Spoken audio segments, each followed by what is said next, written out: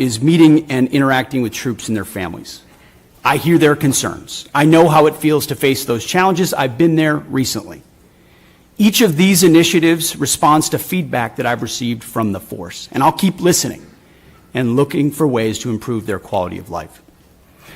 Under President Trump's leadership, this budget puts America first and gives our warriors what they need. The $961.6 billion budget request, over $1 trillion for national security, will end 4 years of chronic underinvestment in our military. In the last 4 months, we've moved quickly to reverse course after 4 years of weakness and mismanagement. We found nearly $30 billion in savings across the department, and we reinvested those savings. We've killed wasteful programs, targeted bureaucratic excess, and redirected funding from Biden-era priorities to President Trump's priorities. We are re-optimizing the civilian workforce and repositioning resources to better support our warfighters. We're working with the Department of Homeland Security to increase border security. We've reduced China's malign influence in our hemisphere. We've defended freedom of navigation in the Red Sea. However, we still have a lot of work ahead of us to achieve peace through strength. To carry out the President's mission, we have 3 core priorities, as was mentioned: restore the warrior ethos, rebuild our military, and reestablish deterrence. First, we're restoring the warrior ethos. President Trump has charged me with focusing on warfighting, lethality, meritocracy, standards, and readiness. That's exactly what we're doing. We're focused on what's important: warfighting and warriors. We're sweeping away distractions and bloated bureaucracy. We've set standards that are high, equal, and unwavering. DEI is dead. We replaced it with a colorblind, gender-neutral, merit-based approach. Our force is responding, positively, incredibly, to these changes. And thanks to President Trump, recruiting and retention is higher than it's been in decades at historic numbers. This budget provides a historic level of funding for military readiness, putting our warfighters and their needs first. Second, we're rebuilding our military. 25 years ago, our military was unchallenged, yet we squandered that advantage as China carried out an unprecedented military buildup. President Trump is correcting those mistakes. We're reviving the defense industrial base, reforming our acquisitions process, rapidly fielding emerging technologies to put the best weapons in the hands of our warfighters. This includes investment of $25 billion in the Golden Dome for America, a down payment on President Trump's priority to defend our homeland. It also commits more than $62 billion to modernize and sustain our nuclear forces. The budget allocates $3.5 billion for the F-47, the world's first 6th-generation air superiority fighter. This budget will revitalize our shipbuilding industrial base with $6 billion in funding in FY26, $47 billion in shipbuilding total. The budget increases significantly funding for autonomous systems, long-range fires, drones, and hypersonics. We will put these capabilities in the hands of our warfighters. Third, we're reestablishing deterrence. When our opponent sees our well-equipped, tough-as-nails warriors, they will decide that today is not the day to test American resolve. Credible deterrence starts at home, and it starts with securing our borders. We will achieve 100% operational control of the southern border, with crossings already dropped 99.9%. It also starts in our neighborhood in the Western Hemisphere. As you know, as we've said, the Indo-Pacific is our priority theater, and China our pacing threat. That's why I've traveled twice to the Indo-Pacific region to meet with our allies and partners, and they have responded. As we shift in that direction, President Trump looks to those allies and partners to step up, to share in the burden of their own defense. He also sees them, as I do, as force multipliers alongside the United States, and we are making progress in that. As the President has rightly pointed out, it's only fair that our allies and partners do their part. We can't want their security more than they do. So the Department of Defense is executing a common sense agenda to achieve peace through strength. The threats we face are serious, and so must our investments be. So what this budget does, it matches capabilities to threats. We must overcome decades of neglect and decline. We must fortify our position as the world's most lethal fighting force, and we must act fast. This committee is our critical partner in everything we do, and your leadership and oversight is essential. So we look forward to accomplishing these goals, to achieving peace through strength, to supporting our warriors, protecting our citizens and taxpayers together with you. May God grant us the wisdom to see what is right and the courage to do it. Thank you. Thank you, Mr. Secretary. General Kane, you're now recognized for your remarks.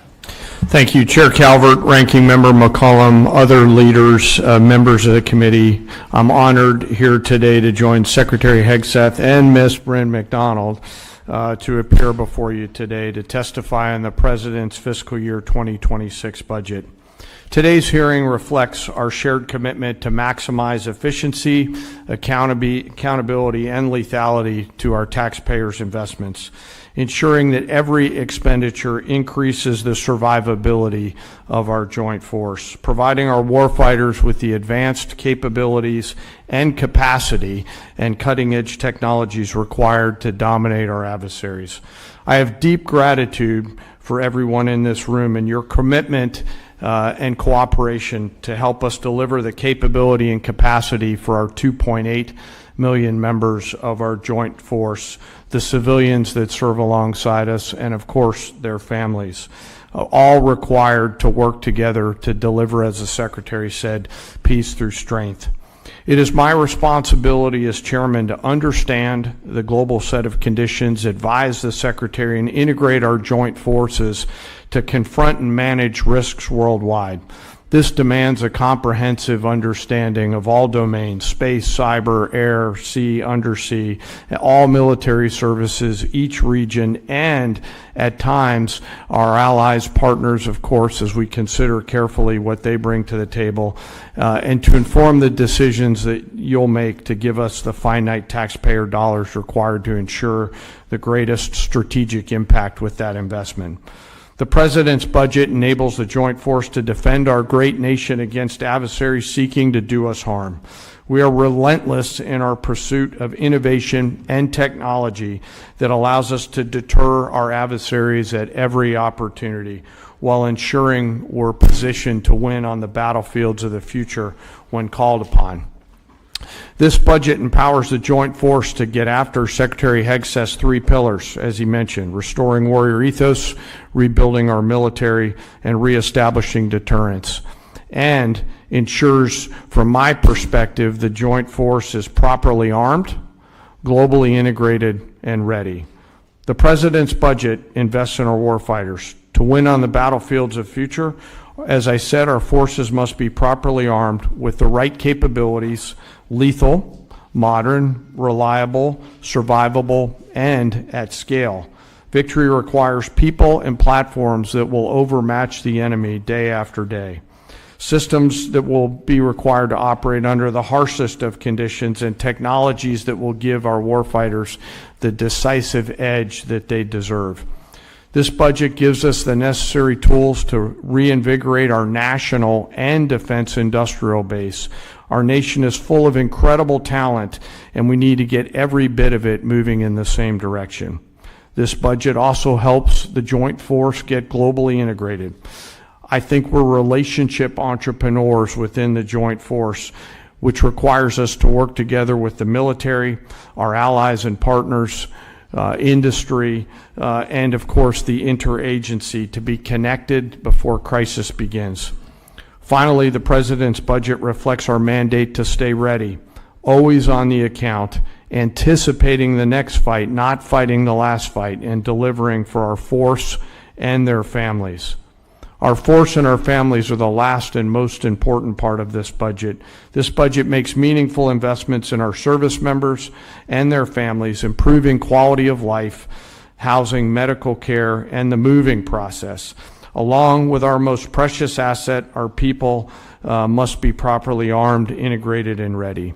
I also want to highlight the service member over my right shoulder quickly, the senior enlisted advisor to the chairman, who will retire after 37 years, Sergeant Major Troy Black. He didn't know I was going to say this today. So in conclusion, it's an honor every day to serve alongside some of the most extraordinary warriors, civilian teammates, and families that our nation has ever known. I assure this committee that the Joint Force remains committed and capable and ready to defend our nation. With your continued support and prudent investment, we'll maintain that competitive edge at scale. I want to also remember today our deployed and their families who are out there on the front edge of our nation, making sure that we're safe here in this committee room today. And I would be remiss, as I always try to remember our fallen and their families who've made the ultimate sacrifice. I thank the Congress for your support and collaboration. I thank this committee for your efforts and leadership, and I look forward to your questions. Thank you. I want to make sure that each member has a chance to ask questions, so everybody will have 5 minutes for the remarks and answers. Remember, when the little light comes on and it's yellow, you got 1 minute left. So I'll begin by recognizing myself for 5 minutes. Mr. Secretary, the Department recently issued a memo reducing the civilian personnel at the Office of Director of Operational Test and Evaluation by about 74% and reduced the budget by 80%. Now, everyone on this subcommittee can attest that I've been beating the drum for reductions in DoD personnel, civilian personnel, since I became a member of the committee, and that's a long time. In fact, I have a bill that would require the Department to reduce civilian staff by 15% based on merit. However, I think we need to be intentional and clear-eyed about the functions that we reduce. As you know, DOT&E was established by Congress in '83 to centralize and strengthen operational testing, ensure that weapon systems are rigorously evaluated for combat effectiveness, suitability, and to address deficiencies in oversight and standardization within the Department of Defense. And there's a lot of examples of DT&E catching flaws that would have catastrophic consequences for our military, including loss of life.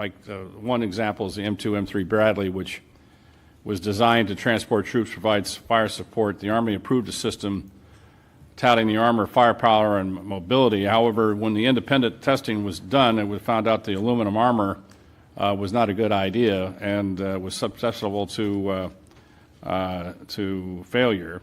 And early versions caught fire and burned. And so obviously we made changes and rectified that, and the Bradley's been a valuable part of our military ever since. But we share the same goals to create a more efficient, leaner DoD, but with things like Golden Dome coming along, we want to make sure that the technologies we pick are going to work and that we fund them accordingly. So I understand the reduction is seeking to remove duplicative functions. We're not interested in delays, and I know that that's pretty high on your list.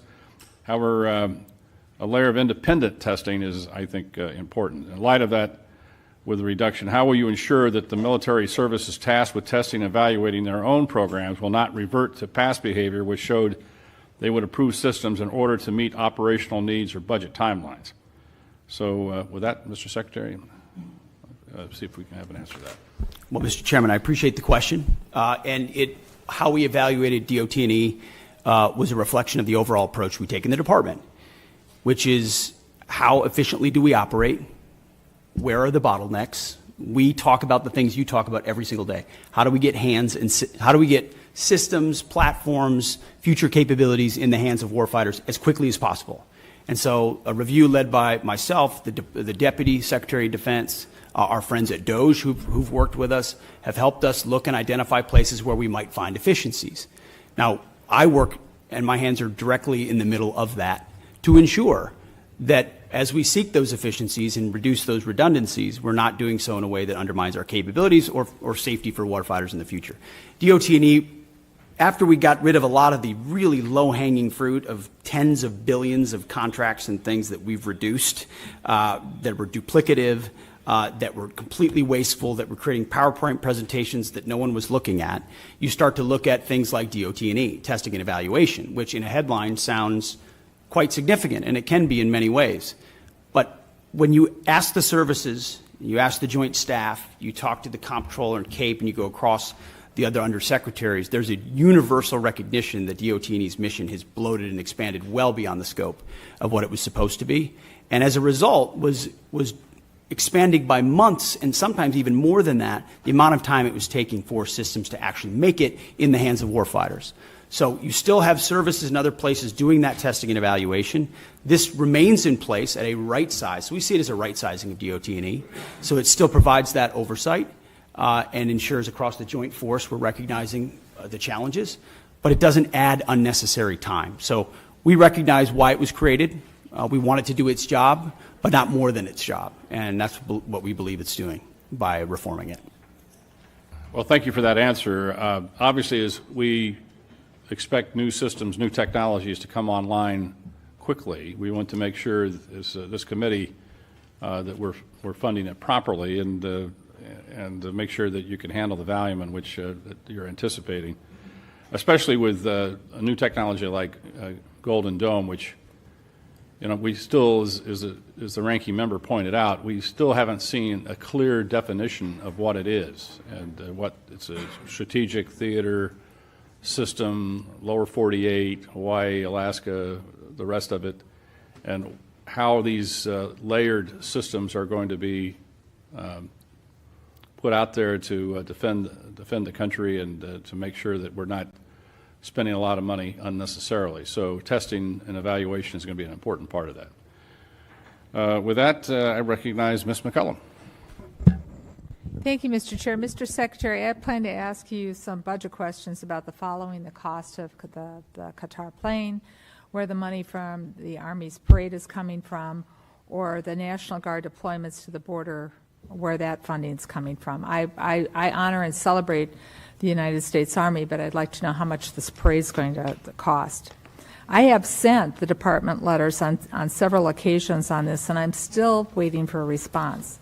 But then something else happened this weekend, and it needs to be addressed, and that is the President's premature and escalatory decision to deploy not only the National Guard troops to Los Angeles, but active duty Marines as well. Mr. Secretary, we're both from Minnesota. I was in the Twin Cities during the riots that followed the murder of George Floyd. Tens of thousands of protesters took to the streets for days. Governor Walz made the decision to call up the Minnesota National Guard. At no point did we need the citizens of Minnesota request that the Marines be deployed. Our state and local law enforcement, along with our National Guard, who have worked on crowd control, they were more than enough. They were more than capable of handling this situation. History has proven that law enforcement and the National Guard are more than capable of handling situations more volatile than what happened this weekend. We all see the continuous loops on TV, but this looks nothing like the George Floyd protests or the Rodney King riots in Los Angeles in 1992. Mr. Secretary, this is a deeply unfair position to put our Marines in. Their service should be honored. It should not be exploited. The President has issued an executive order and talked about deploying troops across the country. Los Angeles County has 17,000 law enforcement personnel, and the state of California has 24,000 National Guard troops. So that's why the Los Angeles Chief Police to say, and I quote, "The possible arrival of federal military forces in Los Angeles is absent a clear coordination, presents a significant logistical operational challenge for those of us who are charged with safeguarding the city," the end of his quote. As I mentioned before, in Minnesota, we train for those things together. So there's no need for the Marines to be deployed. So here are my budget questions, though. What is the current cost for what is taking place in California, and how is it going to affect this budget or the budget we're currently serving under? How much are these deployments going to cost for both the Marines and the National Guard? And what training or duties are not taking place because of these deployments? Where in your limited budget, sir, are you going to find, in the remainder of this fiscal year, are you going to pull the money to cover these deployments? What holes are being created? Well, Congresswoman, thank you for the question.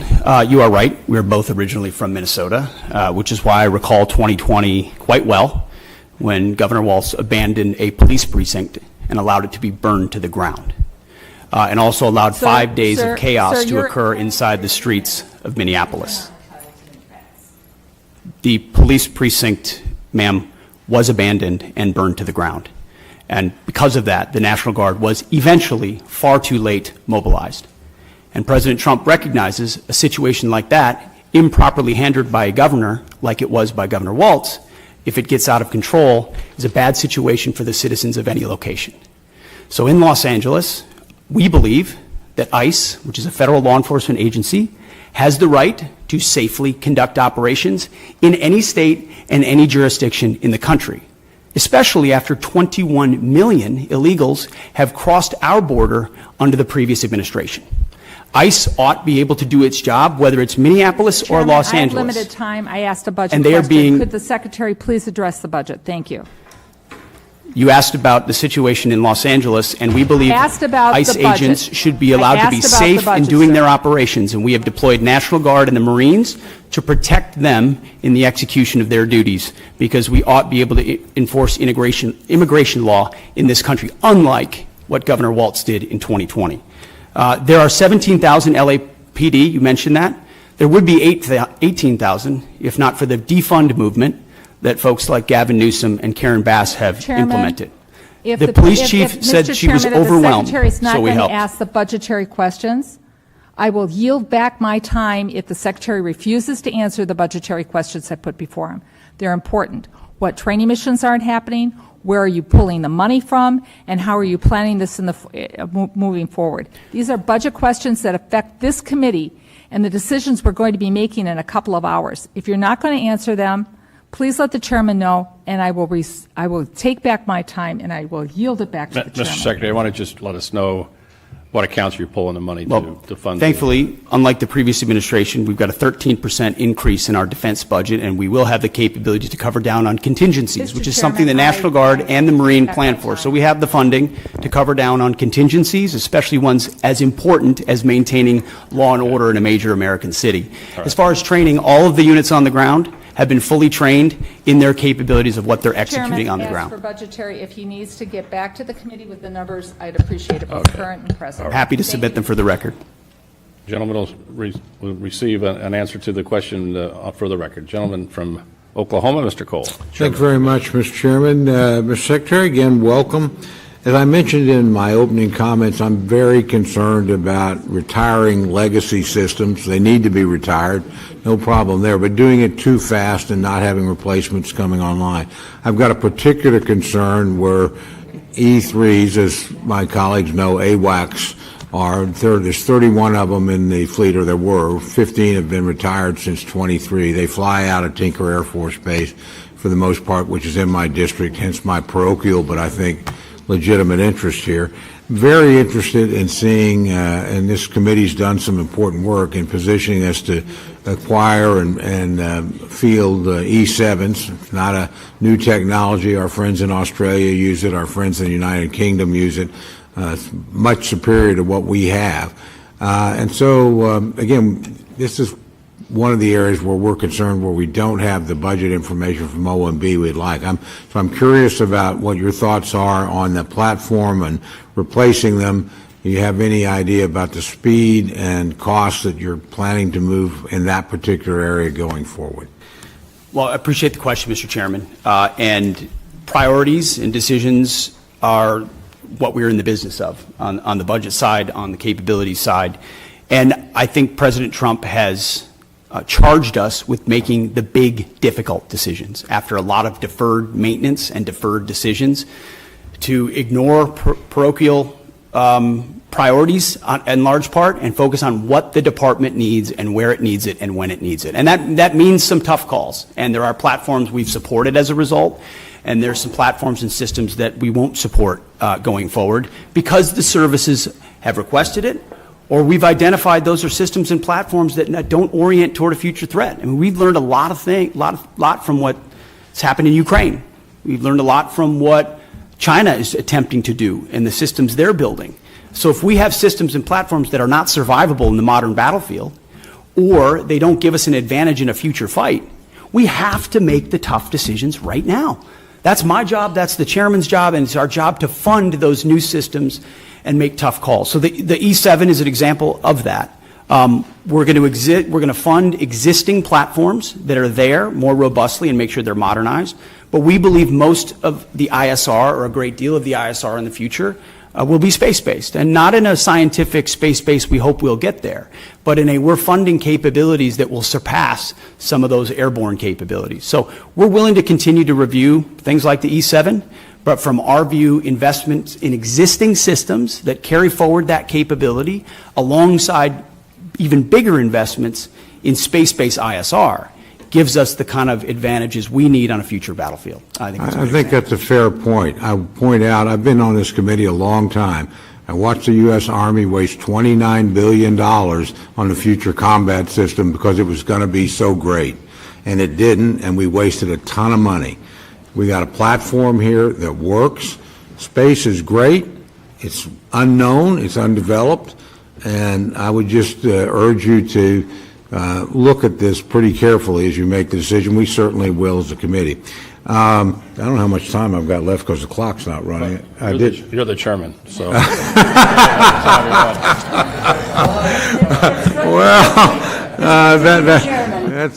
I will try and be respectful to the committee and certainly respectful to our witnesses.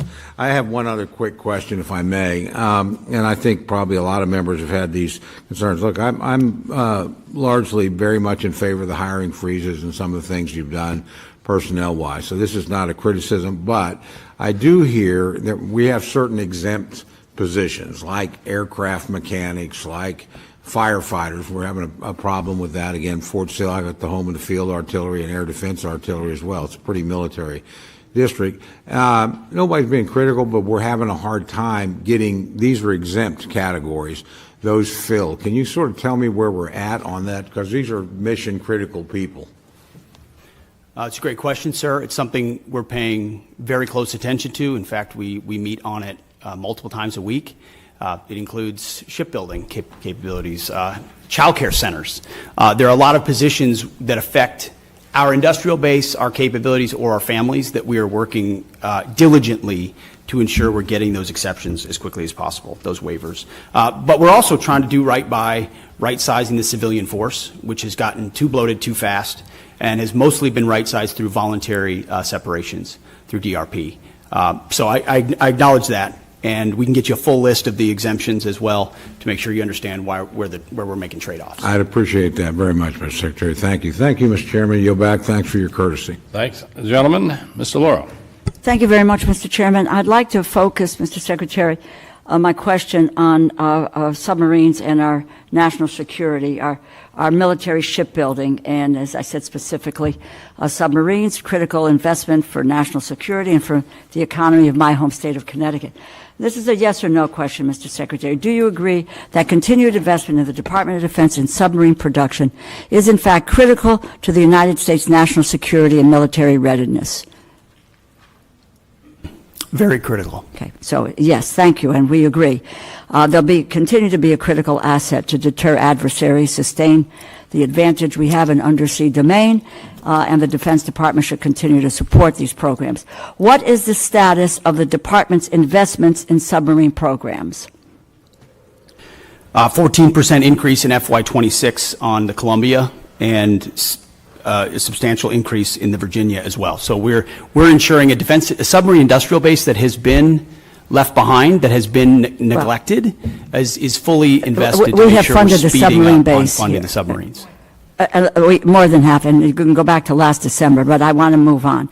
Do you know where our submarine production currently stands, and whether current production is sufficient to bridge the gap between current fleet size and projected need? There is a gap, but we believe we are closing it, ma'am. Yes. And if you can get to us the information about how, in fact, that you can close that gap, because we do not have any information or data that can substantiate what you're saying. Your department's initial budget proposal includes incremental funding for the Columbia-class submarine. Is that going to raise alarm bells across the defense industrial base by signaling a lack of commitment to the program? No, we could not, ma'am. We could not be more committed to Columbia. The centrality in the triad, ensuring it delivers on time, it's central to the deterrent and the base of the United States. So Do you we're know very how much committed of a to that. financial hole this will create for the defense industrial base? Will there be a financial hole for the defense industrial base in 2026? Certainly not based on our projections. There's not a hole. We're investing in Columbia robustly. Okay, without numbers, it's my understanding the department is planning to move $3.1 billion for the Columbia class from 2026 and spread it over 2027 and 2028. This creates a serious problem for industry in the short term and hampers shipbuilders' ability to reach an adequate production rate. Have you been in contact with Electric Boat or with Huntington Ingalls about your plans? Almost every day, our Deputy Secretary of Defense, alongside our Secretary of the Navy, are actively engaged with all of our shipbuilders and shipyards to make sure their needs not only are being met, but their shortfalls are being addressed so that we can close that gap in real time, which has existed. So for that quite you can really lay out for us the information and what we would like to get, what this committee needs to take a look at, because I know you believe that submarines are important, as I do, but getting the specific information about where we stand, what the production rate is, what gaps there may be. We're willing to listen to all of that because, in fact, in contrast to what your earlier statement was, we have, in fact, supported mightily the submarine industrial base from this committee. That has not been neglected. Do you have a plan for making the investments necessary to ramp up submarine production to the necessary elections? I would just tell you, as part of the December continuing resolution, Congress included $5.7 billion for the department to put on contract for 2 additional Block 4 and 1 Block 5 Virginia-class submarines. The Navy advised members that these funds were required to be placed on contract by February of 2025, yet the department did not put funding for the 2 additional Block 4 boats on contract until April 30th. So do we have a plan, do you have a plan for making the necessary investments to ramp up submarine production to the necessary levels? And what is that plan? Ma'am, first of all, I want to thank this committee for the flexibility alongside FY25 and the continued resolution. Well, I would hope you would thank this committee for the a lot of funding that flexibility it provided had on the made. submarine industrial We have made a base, and we have- serious that. investment. So your first statement is inaccurate. We have focused squarely on submarines, and we now want to know where that is going and what your plan is for the continued advancements to meet production levels and make sure that that is an area that's covered for our national security. Ma'am, I fully acknowledge the investment this committee has made in shipbuilding, and the challenge is our department under the previous administration squandered a lot of that. By Please, not I investing want your plan. I've had difficulties with the prior administration, and I don't mind calling them out. What is your plan for the future? Can we get that in writing and on paper so that we know where you're going? Because we don't have anything today. We have zip, nada, and knowing where you're going. You could talk percentages, you can talk about whatever you want, but unless this committee sees dollars and cents and where you're going and what your plan is, then we may reconsider what you need to do to go forward. Give us the details. Congresswoman, we have the details and we will provide Then them let's for you. have them before and my hope is that we could get to it before we go to a markup within a few hours here today. I yield back my time, Mr. Chair. Gentlelady yields back her time. The Dean of the House, Chairman Rogers. Thank you, Mr. Chairman. Welcome, gentlemen and lady. Let me ask you about the stunning success of the Ukrainian drones of last week. Are we seeing the ushering in of a new era of warfare? The use of drones from afar.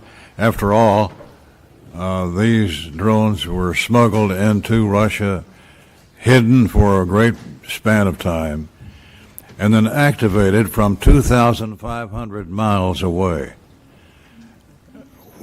Are we prepared, both defensively and offensively, Ms. Secretary? I'll answer that and then maybe hand it to the chairman. I would say, sir, it was a daring and very effective operation that we were not aware of in advance and reflects significant advancements in drone warfare, which we are tracking in real time inside Ukraine and taking that feedback to help us better understand how we can better produce more lethal, attritable drones, but also advance our counter-UAS systems so that we're not vulnerable to a threat and an attack like that. The chairman and I got together right after seeing that and saying, what more can we do to ensure we're prepared and our country's defensible against something like that? But I'll hand to the chairman. Mr. Secretary, Congressman, thank you for the question. I think it goes to your more strategic question about is the way and nature that we're fighting our wars changing, sir? The answer is likely yes. Mass numbers of rounds moving back and forth with precision and autonomy are all things that are advancing in the technology trend exponentially.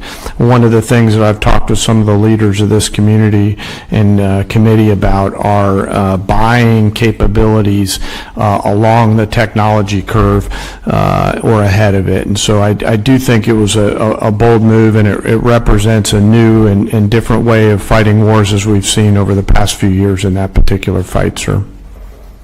What do we need to do to protect ourselves from a similar type raid by an adversary? Well, sir, intelligence is critical. Human intelligence, signals intelligence, every aspect of how we get ahead, get to the left of a problem like that. And certainly our department in conjunction interagency are focused on that. But then it's rapidly fielding the commercially available technologies in some cases, but others proprietary, whether they're EW, whether they're microwave, whether they're kinetic, to defeat drones either individually or in swarms in multiple locations against, protecting our people, protecting our installations, protecting our critical infrastructure, protecting our bombers. And some of that speaks to Golden Dome and what we'll do there, but you also have the particulars of the immediate. Our forward deployed troops, are they properly covered by counter-UAS systems? Do we have the best systems forward deployed? And that's something we're looking at every single day. We live in a dynamic operating environment, and the chairman knows this, the deputy, our policy shop, we are focused on ensuring that this is front and center, considering how central this threat will be going forward. Well, these are low-cost, high-tech weapons, if you will, and has been dominated by China. 90% of drones are produced by China, I'm told. What does that tell us about what we need to do here at home? Well, sir, it's not just, first of all, making sure we're less reliant on Chinese technology in any part of the supply chain, which is something we can speak to because that's been an aggressive part of our effort at DOD. But also recognizing it's not just China. Of course, Iran invests substantially in drone capabilities. And then learning a lot from partners on our side, like the Ukrainians who have developed systems and fielding that quickly. So commercially available, attritable, that we can produce at home is important to us. Congratulations to all three of you, and we wish you well. Yield back. Thank you, sir.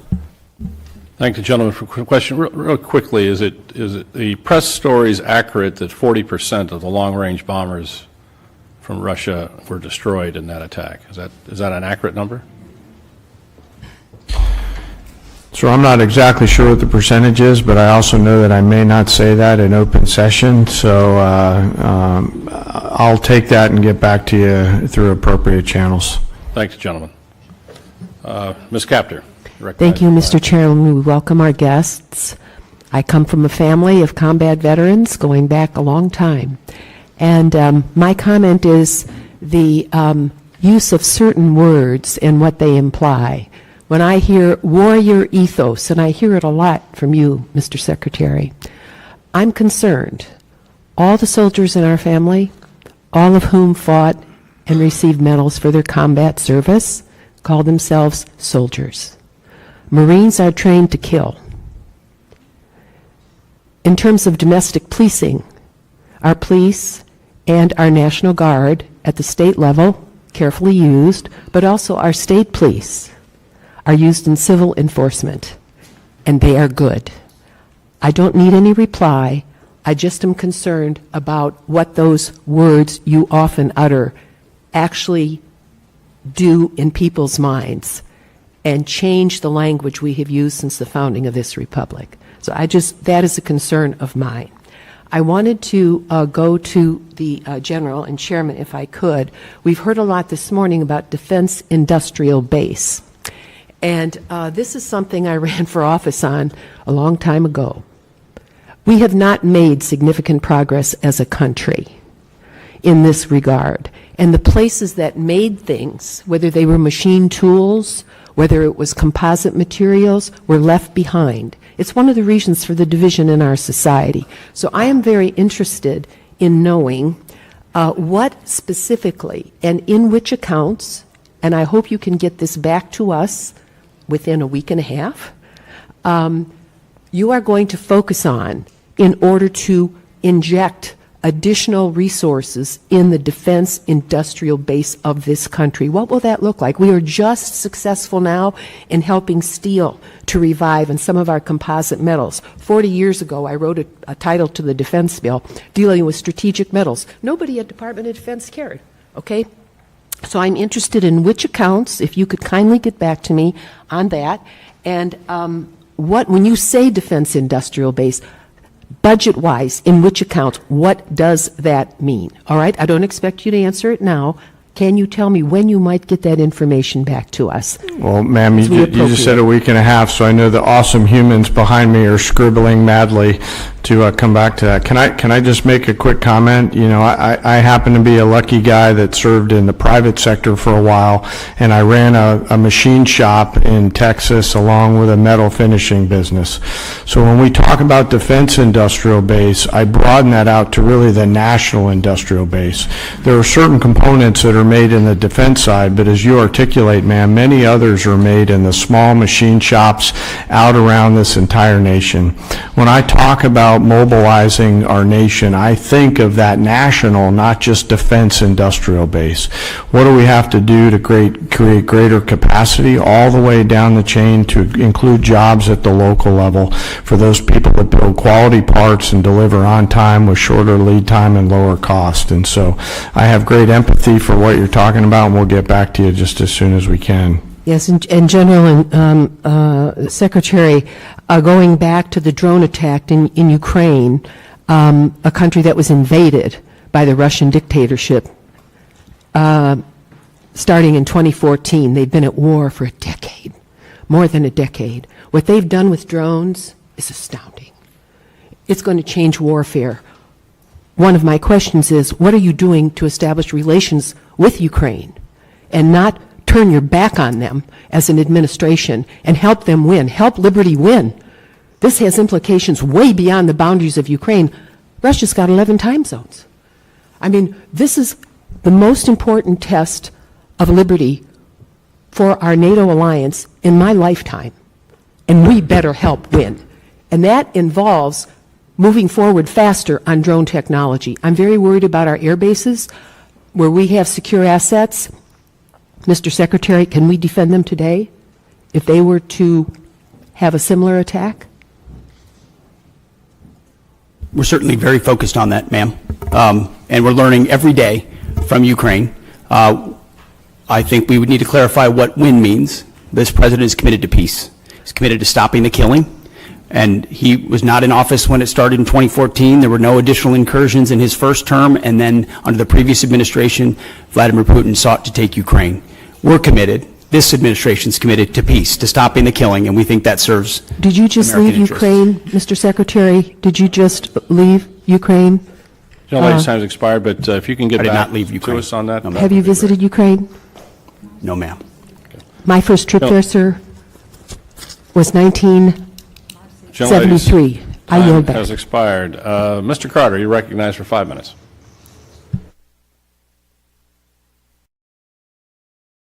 For your service to our country, Robert. We're very proud of you. I'm fully supportive of the Army's outgoing modernization efforts and the recent Army Transformation Initiative that combine the Army's Future Command with TRADOC to become the Transformational and Training Command. How are you both going to create a partnership between the Assistant Secretary of the Army for Acquisition, Logistics, and Technology and this new command to ensure the acquisition authorities are modernized and synchronized to achieve the maximum lethality and deterrence? I'll take that. Maybe I'll hand it to you, Mr. Chairman, as well. We are very encouraged and supportive of the Army's transformation initiative. General George has been critical to that, as has the Secretary of the Army, Dan Driscoll. And together, it's been a heck of a partnership and a willingness to get at the core issues facing today's Army and ensuring it is reformed and modernized to meet the threats of the future. One of those aspects is merging those commands. And I can tell you, whether it's the warrior ethos or lethality, that is central to why we make decisions. Ensuring that we're not making decisions on behalf of bureaucrats or process, but to ensure we're getting the most lethal aspects of what we do front and forward as quickly as possible. And that involves things like Futures Command and TRADOC. And when you merge those things, you have to make sure you're getting rid of things that are redundant and pushing forward things that matter the most. But I'll defer to the chairman. Well, I've shared that commitment completely, and I share this transformation. What do you see as the fundamental capabilities of this command must develop to ensure that we have the lethality and deterrence necessary to succeed in Indo-PACOM? That's where the future is. Sure, I'll first echo the Secretary's respect and appreciation for Secretary Driscoll and General George. They are a team, and that's always great to see from a warfighter's perspective when you have such a nested combat pair, if you will, that are driving at the same set of objectives. I think there's clarity, Congressman, in the minds of both the Secretary and the Chief on the need for things like long-range fires in the Pacific. And in order to pay for those, they're making those difficult decisions down the Army Transformation Initiative in order to pay for them. Well, when we started talking about the Futures Command, one of the things that I was hoping we would do is we would not get a project stacked up on somebody's desk and stacked that high, and when he got down to checking on that, oh, that goes to you, and it goes on top of another, on the bottom of another stack that high. And so we get delayed and delayed and delayed and delayed in certain areas of bureaucracy. I think that is dangerous for our country as we look forward in Indo-PACOM. Yes, and that's sir. why I asked the question. Another issue that's very important, the department has historically relied on outdated production techniques of energetic manufacturing, which may have remained unchanged since the Second World War. How is the department ensuring that investment in next-generation energetics manufacturing, such as AI, machine learning capabilities, and enabling and assurance of quality assurance, robotic-driven load, assembly, and pack, and automated formation processes, a prioritize and transition out research and development that is capable of producing these pathways. In other words, a modern way to load and turn out ammunition in the simplest terms. We're robustly funding things like DIU, like SCO, like the Office of Strategic Capital, to ensure that commercially available options, other companies are able to compete that traditionally are not involved in procurement at the Defense Department, so that the valley of death is eliminated, and you're able to bring in actual competition and dynamic solutions. Otherwise, ammunition's a great example. It's very antiquated in many cases. We're still making rounds the way we made them after World War II. You have to project out what you want to make, send that signal to industry, and then allow innovators to enter that space so they can bring new technology and rapidly field those new technologies. Otherwise, you're stuck doing it the same way you've always done it. Sorry, I was going to add something, but I'll hold off if you're going to roll. If you can get a written response to the Yes, sir. gentleman from Texas on that. That's a concern to all of ours, is to modernize our manufacturing capability for we can get back manufacturing to the United States. Well, that, Mr. Cuellar, you're recognized. Thank you, Mr. Chairman. Mr. Secretary, and all three of you are welcome, and thank you for your service. I represent an area from San Antonio all the way to Laredo, the border. In San Antonio, we got Joint Base San Antonio, the largest joint base in the Department of Defense that contributes over $151 billion to the Texas economy. We support 266 mission partners. San Antonio also has the second largest cyber footprint in the nation, hosting the 16th Air Force cyber. And then, of course, the military facilities that are the best in the country also. Along with that, going down to Laredo, the largest port in the country, 9th largest in the world after 8 Chinese ports. Number 9 in the world is Laredo. And my question, Mr. Secretary, has to do with one of your plans, and ask you to, welcome you to San Antonio, let the San Antonio folks come in. It has to do with Army, U.S. Army North and U.S. Army South. I'm not going to go with their missions or critical mission, but what concerns us in San Antonio, both the Democrats and Republican members of Congress and senators, we're concerned that, in setting up a Western Hemisphere command, which I think it's a good idea, that you move it away from a place like San Antonio, where, we have the infrastructure, the personnel, the community partnerships to work with you on this. And I say this because I think your testimony has about 11,900 troops that are down there working with the Homeland, which I support. And keeping in mind what's happening with the cartels in Mexico and other places, I would ask you to, when you look at this Western Hemisphere command, that you don't move it 1,500 miles away from the border, especially in a place like San Antonio. I think we got a few Texans here that can talk about the rest of the state of Texas, and some wannabe Texans also that can talk about what the facilities we have. But I would ask you to, as you consider this, to keep the command, Western Hemisphere Command in San Antonio.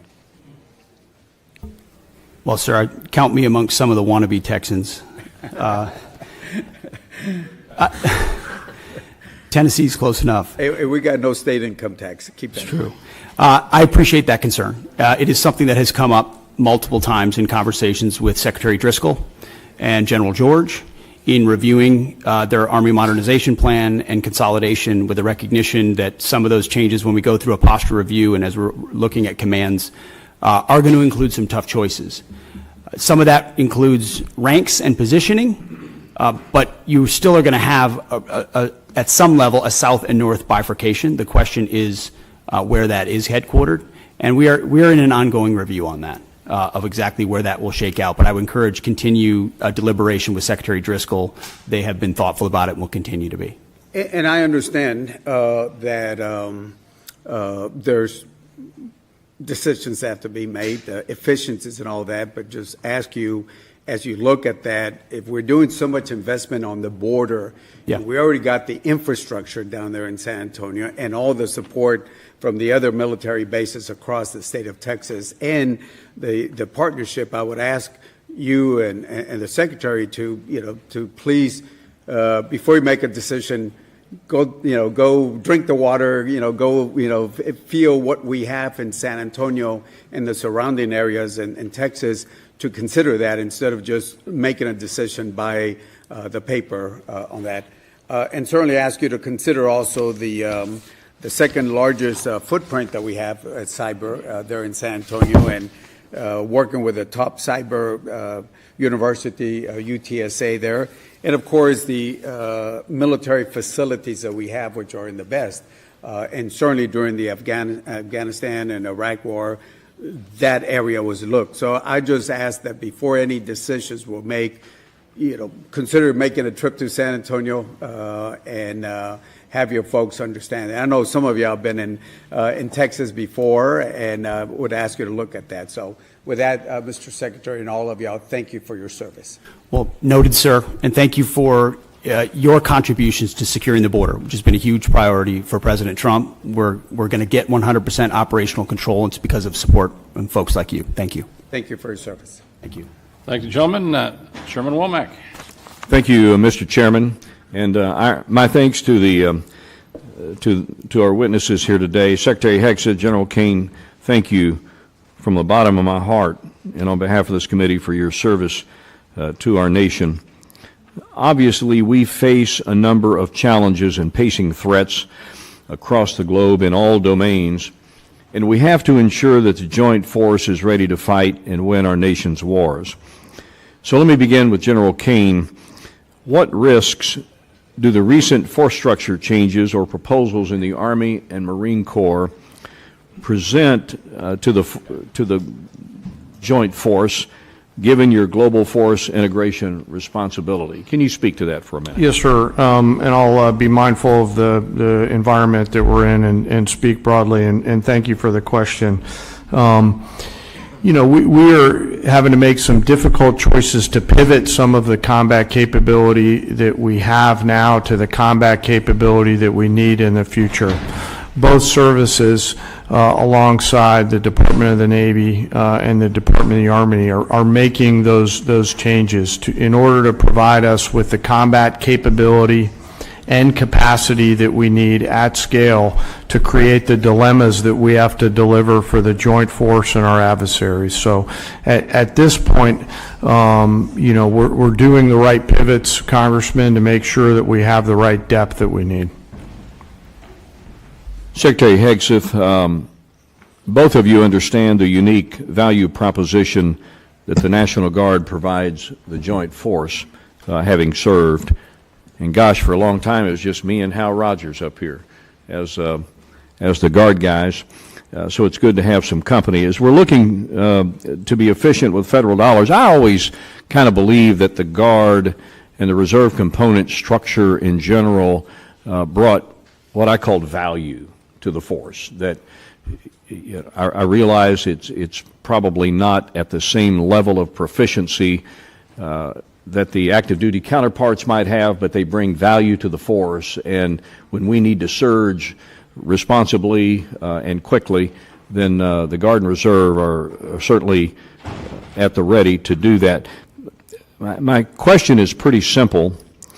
Can you both commit to ensuring that the National Guard component is resourced and equipped properly to meet not only today's operational demands, but those in the future? And I ask this question having had experience back in the day when the National Guard was more or less a reserve force, and it was only after 9/11 that we began to use the National Guard in a truly operational form. And I thought it did a lot of great things for the Guard. I thought it brought value to the force, and I worry sometimes that we may, pivot back to the time when the National Guard is relegated to more of a reserve structure rather than able to surge with our forces in a moment's need and be able to deliver combat capability and combat service support capability when needed. Can you speak to that, Secretary? Sir, I think it's an excellent point. It does, the National Guard and Reserves bring great value, not to mention the civilian skills, the additive civilian skills that they bring. Completely recognize the shift that happened after 9/11. I was a part of that, as were many people in the Guard of our generation. I think we're entering another phase, especially under President Trump, with his focus on the homeland, where the National Guard and Reserves become a critical component of how we secure that homeland and apply those civilian sets across the spectrum. So when you're looking at, say, the Army, for example, what we need in the active Army vis-a-vis the National Guard will not be a reflection of what we need or don't need. It will be a right sizing of where that particular application would be best used. And the National Guard is a huge component of how we see the future, sir. General Kane. Sir, the policy makers tell us what size our force should be. What I will commit to you, and by the way, thank you both for your service in the Guard. As a fellow Guardsman, you're legendary in those hallways. What I will commit to you is that I'll make sure that the voice of the Guard is heard at the policy level, pursuant to my job as a chairman. I yield, Mr. Chairman. I thank the gentleman. Mr. Case. Thank you, Chair.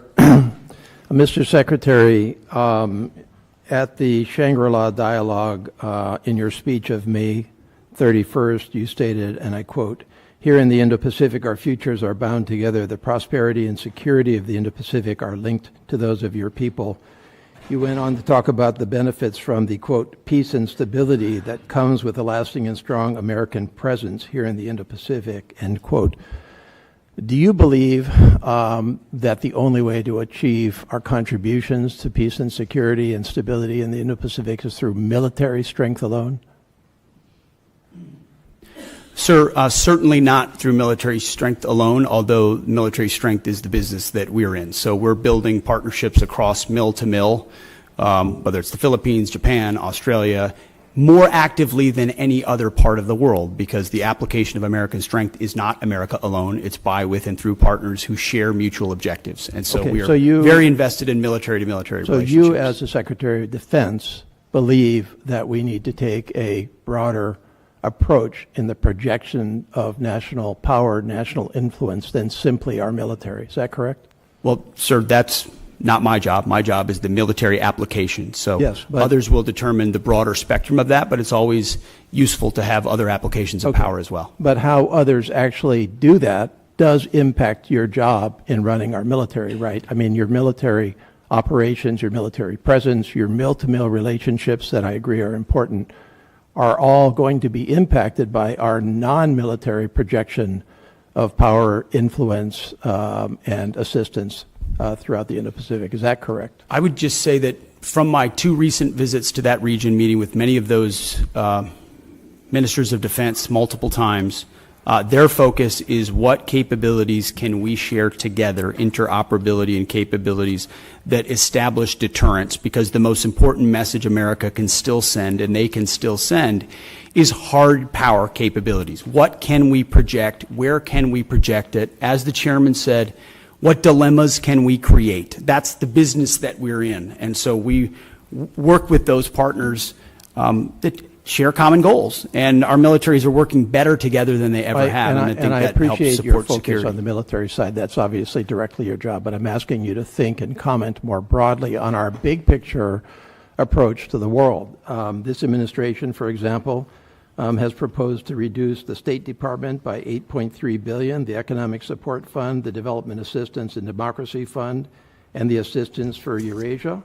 This administration has illegally sought to destroy the U.S. Agency for International Development, and in its budget request, reduce it significantly down to close to zero. This administration has proposed to reduce the international narcotics control and law enforcement effort by $1.2 billion. This administration has proposed to eliminate the Millennium Challenge Corporation, or not eliminate it, but reduce it by $1 billion, a significant reduction. One of our principal agencies that assists us with meeting the needs of the Indo-Pacific in the infrastructure area, and what I think you would agree are key strategic countries such as Indonesia, such as Kiribati, such as the Philippines, such as the Solomon Islands. This administration has proposed to reduce international organization contributions by 83%. This administration is not following through on commitments that we made to the freely associated states, all of which are strategically critical to this country, to expand veteran services in those 3 countries, Palau, the Federated States of Micronesia, and the Marshall Islands. This administration appears to be slow walking the resurgence and expansion of the Peace Corps throughout the Indo-Pacific. Do you think that that will affect your job in the military space with your relationships with those countries?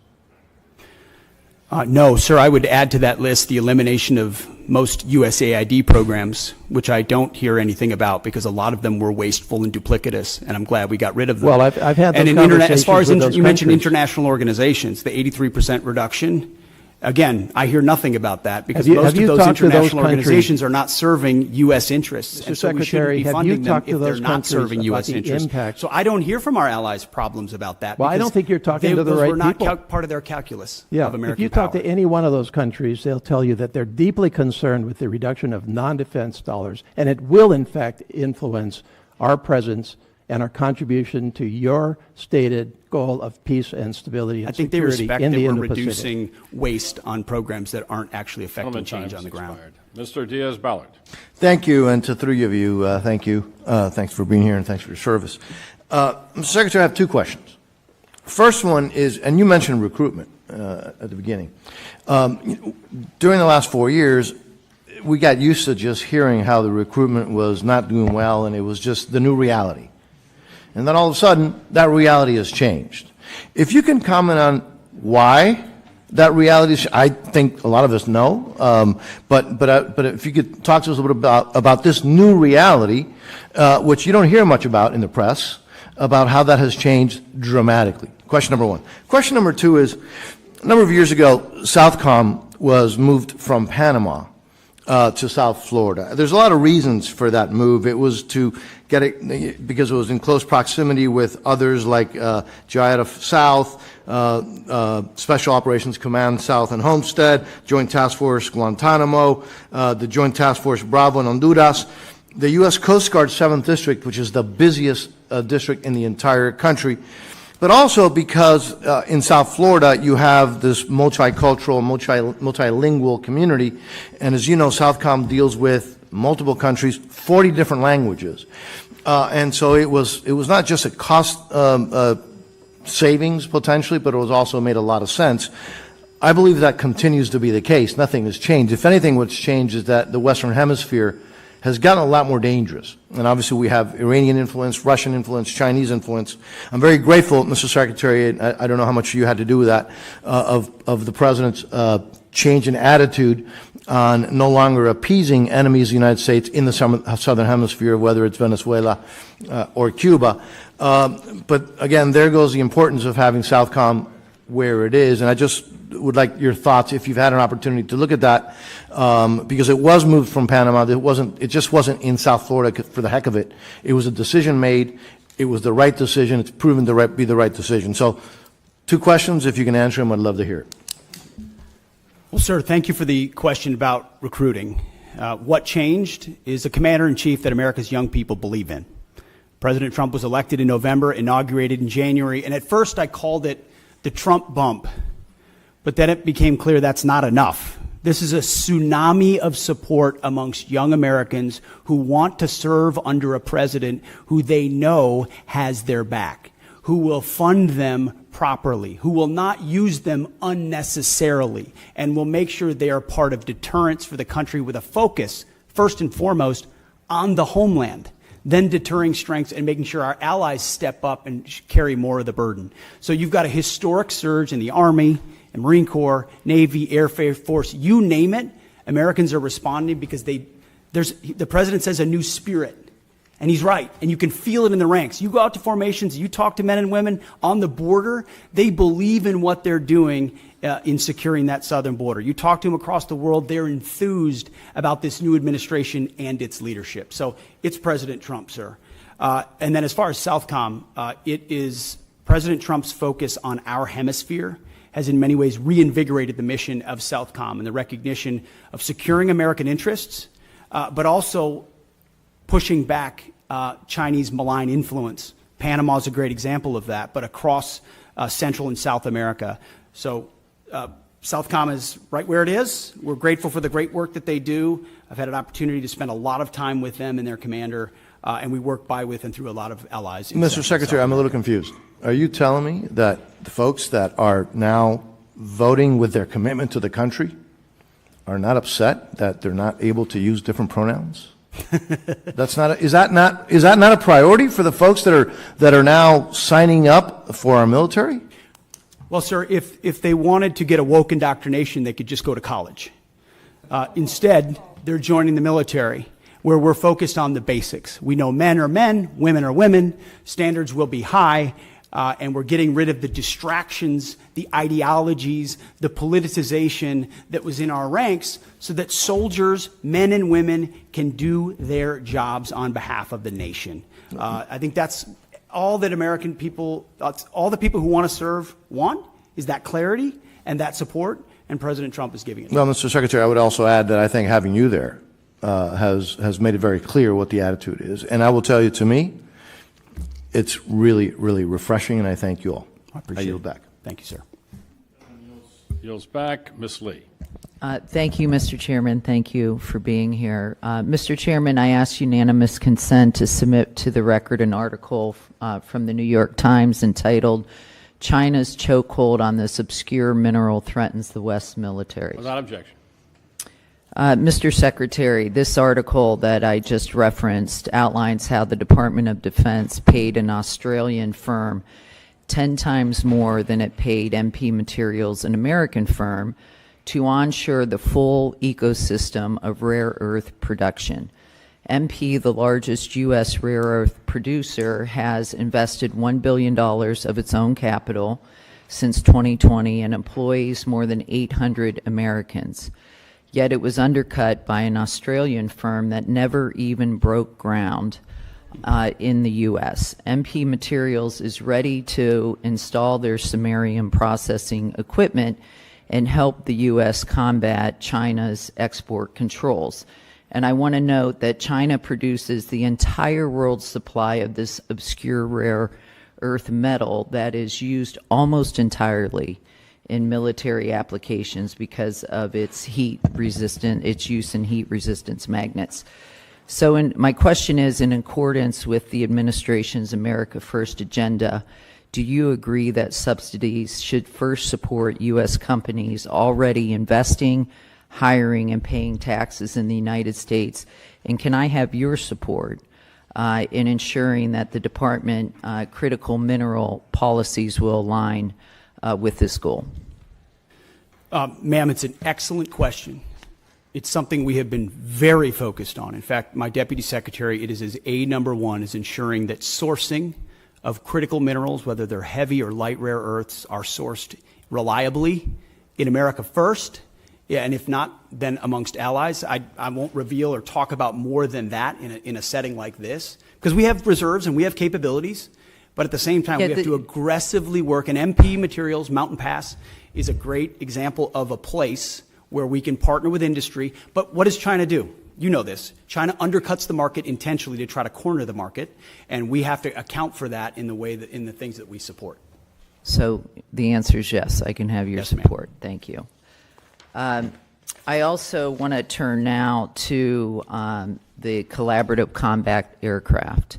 I represent Las Vegas, Nevada, so we're very excited that the department will base the CCA unit at Creech Air Force Base, which is the center of excellence in uncrewed aircraft systems. And I want to make sure that the department has the resources they need to make this program a success. Last year, the Air Force had to shift $383 million to the CCA program, plussing it up by 60%.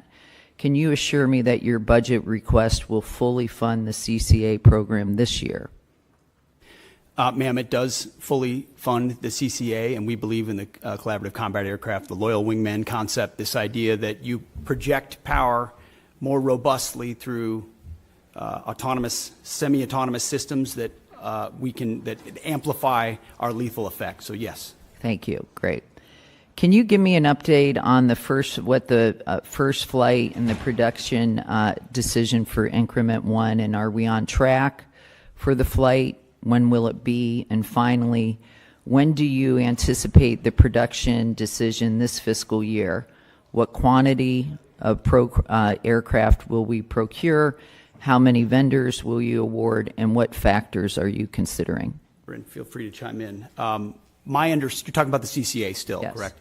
My understanding is later this year on the flight. Do we know a date? As far as I don't know the exact date, ma'am, but Bryn, you might know. Yes, ma'am. We can get back to you on the specific date. It should be this fiscal year. And for our budget request, it's $804 million for the collaborative combat aircraft. Great. Thank you. How much time do I have left? I'll just, also, can you then outline what is planned for increment 2? What type of capabilities can we expect, and what timeline and critical milestones? We'll get back to you on that one. ma'am. Okay, thank you. With that, I yield. Thank you, gentlelady. And I'd just like to point out that Mountain Pass is in San Bernardino County, California. So one of the only critical mineral mines only left in the United States. Hopefully that'll change soon. Mr. Joyce. Nope. Mr. Elzey. Thank you, Mr. Chairman. Sergeant Major Troy Black, thank you for all your years of service. You've been serving this country since Ronald Reagan was president in 1988. You leave behind a distinguished career in uniform, wearing that uniform, service to your country. You have served as the senior enlisted advisor to the Commandant of the Marine Corps and now to the Chairman of the Joint Chiefs. And I think, but what will be most missed, if you didn't know this about him, in 2010, he received the Bronze Star with a Combat V for running across several hundred yards of mine-in-placed fields to pick up a fallen Marine. You're a Marine's Marine. You will be missed. You are the pride of Louisville, Kentucky. And I'd like to say, on behalf of this committee and our nation, we're grateful, and fair winds and following seas.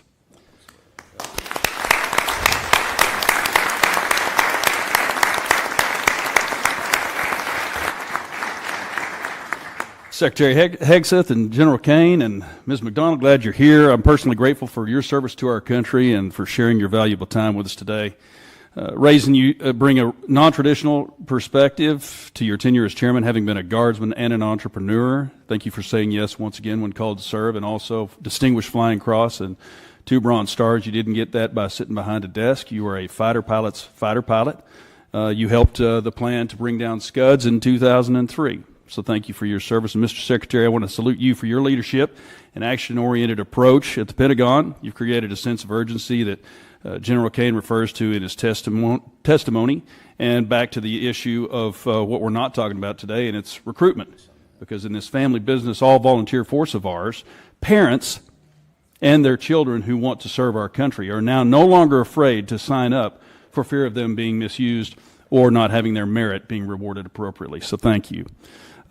You've also highlighted our service academies in that effort. Mr. Womack and I both serve on the boards of visitors at West Point and the Naval Academy, so thank you.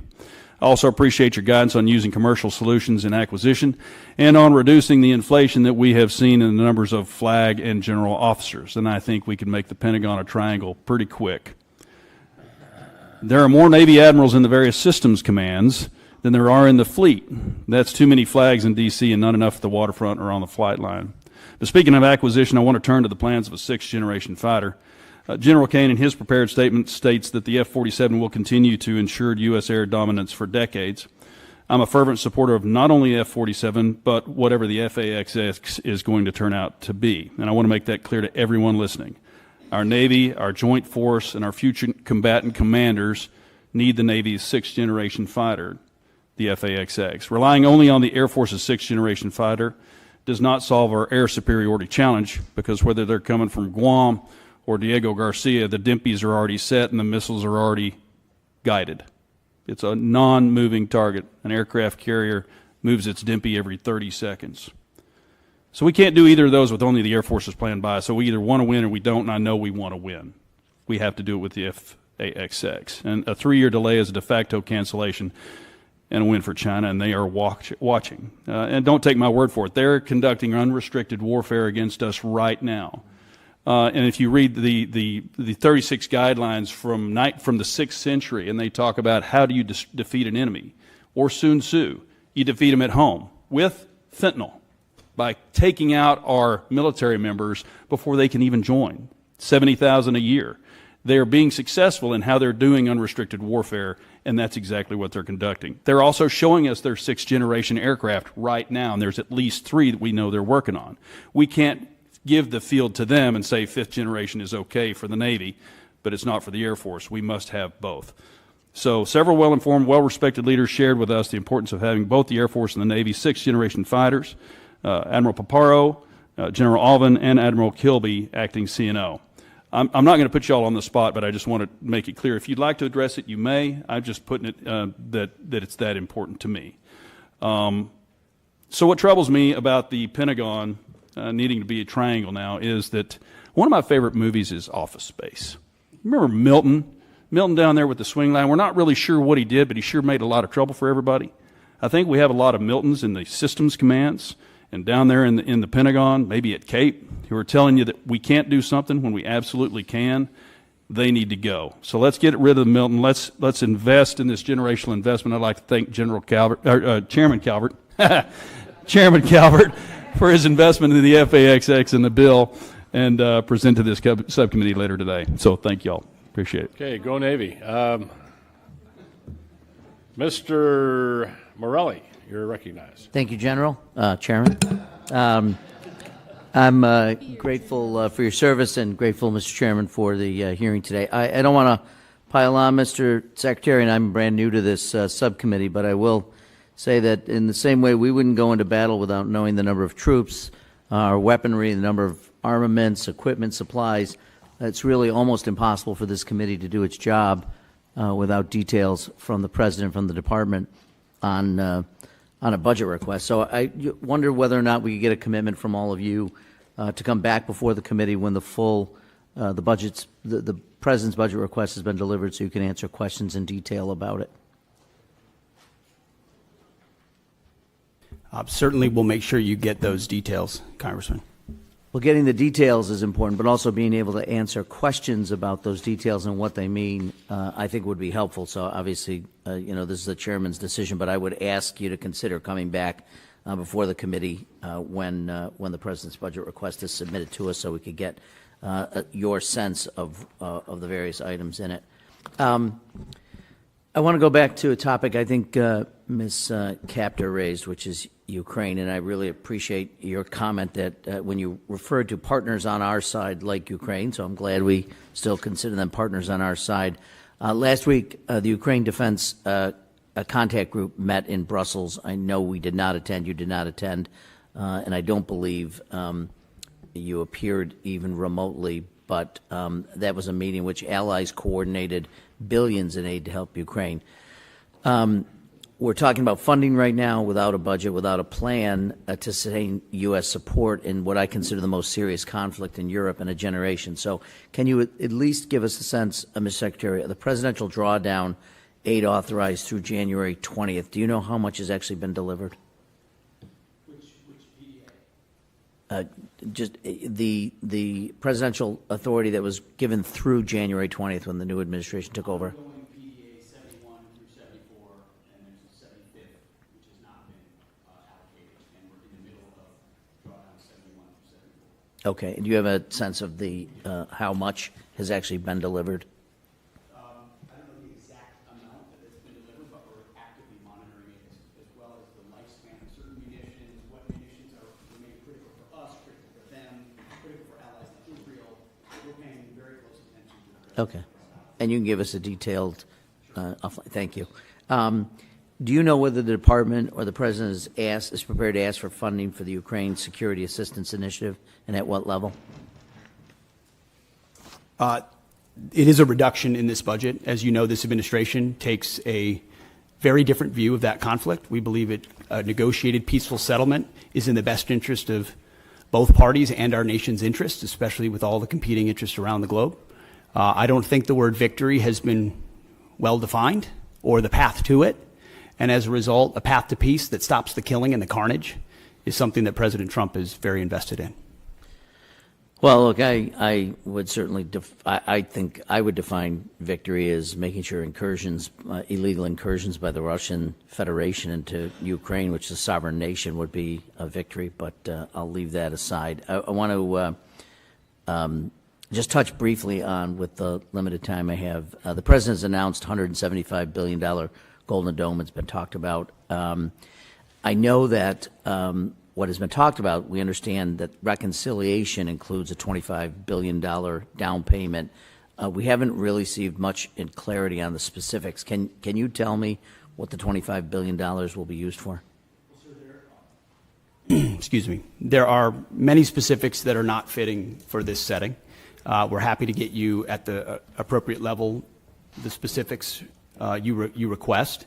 But what we've done is we've built out the entire understanding of what the architecture would look like, ensuring it includes existing capabilities that can be fielded rapidly. As President Trump has made the case, we need this now, not conceptually in the future. You know, we had SDI under Ronald Reagan, which was a concept. We've fast forward to the ability to deliver these things, and the American people deserve that kind of protection. So multiple layers for multiple different types of threats, coordinated with sensors, both on the ground and in space at other layers. And we've got one of our best Space Force generals fully focused on that project in General Gutlein, who has a background in understanding those types of architectures. So we've pulled the program up to the Office of Secretary of Defense to make sure it's monitored on a monthly basis. Can you tell us what the appropriations request will be for Golden Dome in the 26 fiscal year? Well, the gentleman gets... Go ahead, Bren, excuse me, Ms. McDonald, you can get back to us on that and for the record, and we would appreciate that. Mr. Fleischman, you're recognized. Thank you, Mr. Chairman. Want to welcome Secretary Hegseth, General Kane, and Mrs. McDonald. Thank you. This has been an outstanding hearing. Let me just say this. The world is a dangerous place. The nation is a dangerous place. Heartfelt thank you to each and every one of you officers stepping up and for doing an exemplary job. Thank you so much. As most of you know, I represent the 3rd District of Tennessee. That's the Great Oak Ridge Reservation, birthplace of the Manhattan Project. In addition to serving on this prestigious subcommittee, I'm the chairman of the Energy and Water Subcommittee, which has the NNSA. I'm deeply involved in the recapitalization and modernization of our nation's nuclear deterrent. It will come as no surprise I have concerns about both our progress and posture. Our progress is a concern as we are recapitalizing the entire nuclear deterrent all at once. Meanwhile, Russia has recapitalized its triad minus some bombers, and China is rapidly expanding its numbers and fielding a triad. Of course, there's also North Korea and the looming prospect of a nuclear Iran. As we focus more on the Pacific, our post-Cold War posture is a concern due to the lack of in-theater non-strategic nuclear weapons. This creates a deeply worrying capability gap in the most critical theater. I'll ask my questions and ask for your answers then. First, Secretary Hegseth, given this troubling strategic threat picture, what is your outlook on the current pace and scope of nuclear recapitalization? And then, General Kane, what are your ideas to fill this non-strategic nuclear capability gap in the Pacific? Are there any ways Congress can better support the Department's efforts to meet these increasingly tight deadlines? And I'll listen to your responses. Thank you. Sir, thank you. First, if I would just take liberty, both the chairman and I have taken up almost all the oxygen from Bryn McDonald here. I would just take issue with the characterization that we have not delivered a budget and we don't have details and we're not delivering on it. She and her team have done a fantastic job of working as rapidly and as detailed as possible to deliver what we feel very confidently is a robust, detailed delivery of the president's agenda for FY26. So, Bryn, thank you for the work that you're doing and all the details and focus on that have come through. And that the nuclear triad is certainly a part of it. NC3, every single aspect of that. Sentinel with the Nunn-McCurdy breach has to, we are taking a very hard look at that while fully funding it. Columbia class, critical. B-21, which for the most part has been a success story, but needs to be continually monitored as any major platform does. And then the SLICM-N as well, investing in that capability, considering the advantages we have on the submarine side. So we are fully funding, in fact, even more so in most cases, that capitalization and modernization, which we have to, considering what our adversaries are up to. Thank you, sir. Sure. I just echo the Secretary's comments about non-strategic nuclear weapons, SLICM and the others. I think it really, for me, centers around 4 C's that we got to do across the enterprise. Change the culture to get after it faster. That's the first one. We got to create competition across the continuum in the defense and national industrial base. We need to buy better contracts and get greater capacity. So no ads other than that, Congressman. Thank you. So if I may, you all feel reasonably comfortable with the way that we're modernizing our triad? Well, sir, I'm not comfortable with the way the Sentinel upgrade had been happening. Understood. With the recognition that it is behind and can't be. And so we're getting at dynamic ways to address that. Different alternatives. Our Deputy Secretary and his team very focused along with Bryn. What do we fund? Why do we fund it? How do we look at new ways to do it? Because the way we've approached it so far has gotten us nowhere fast. Thank you. By the way, I welcome you all to visit Oak Ridge at any time. Thank you, and I'll yield back. Thank the gentleman. Mr. Aguilar. Thank you, Chairman General Calvert. That's right. Thanks to the witnesses for being here. That's okay, Private. Go ahead. The clock's still moving, Mr. Secretary, I want to express my severe concern with the deployment of the National Guard in Los Angeles without consultation of the state of California. There have been photographs that have shown these troops sleeping on the floor and have not been provided fuel, food, or water by DoD. How long will this deployment last, and why were we unprepared to provide them basic necessities such as food and water? The commanders and troops on the field are very well prepared, sir. They responded incredibly rapidly to a deteriorating situation with equipment and capabilities. We have made sure from the top down, as a Secretary of Defense who's been in a unit holding riot shields outside the White House during the chaos of the summer of 2020. I know what it's like to be immediately deployed into a situation like that. There are moments where you make do as best you can temporarily, but we are ensuring they're housed, fed, water capabilities in real time from my office, because I care that much about the California Guard and the Marines and the men and women who are supporting our ICE agents on the ground. You should check It's with your true office. every day, and that's a disingenuous attack that misrepresents how much we care about our troops and what they're doing to defend ICE agents. I'm not going to take the fact that we don't care about the troops. Nobody cares more about the troops at the top than this Secretary and the Chairman and our How long will department. the deployment last? We stated very publicly that it's 60 days. Because we want to ensure that those rioters, looters, and thugs on the other side assaulting our police officers know that we're not going anywhere. We're here to maintain the peace on behalf of law enforcement officers in Los Angeles, which Gavin Newsom won't do. What is the estimated cost of the deployment for the Guard and the Marines to L.A., and where's this funding coming from? Will it be coming from quality of life programs that affect our service members or our families? If you want to wait till I finish. Before I hand it to such as updates, housing and barracks. Before I hand it to Bryn, the insinuation that we're pulling money from housing and barracks in order to fund this is disingenuous and incorrect. I'm just asking. Bryn can give you the numbers, absolutely. So the current estimated cost is $134 million, which is largely just TDY costs, travel, housing, food, et cetera. Where's it coming from? That's the cost, but where's it coming from? Out of their O&M accounts. With the most recent deployment of the Marines, Mr. Secretary, what's the justification for using the military for civilian law enforcement purposes in L.A.? Why are you sending war fighters to cities to interact with civilians? Every American citizen deserves to live in a community that's safe, and ICE agents need to be able to do their job. They're being attacked for doing their job, which is forthcoming communication. Last year, details from the department and the services about their growing requirements actually did inform the subcommittee's efforts to mark up a bill to provide the military with $18.8 billion in resources above President Biden's last request. Unfortunately, we all know that didn't become law. Regrettably, the CR we're under right now has yet another missed opportunity that compounded the constraints facing the department.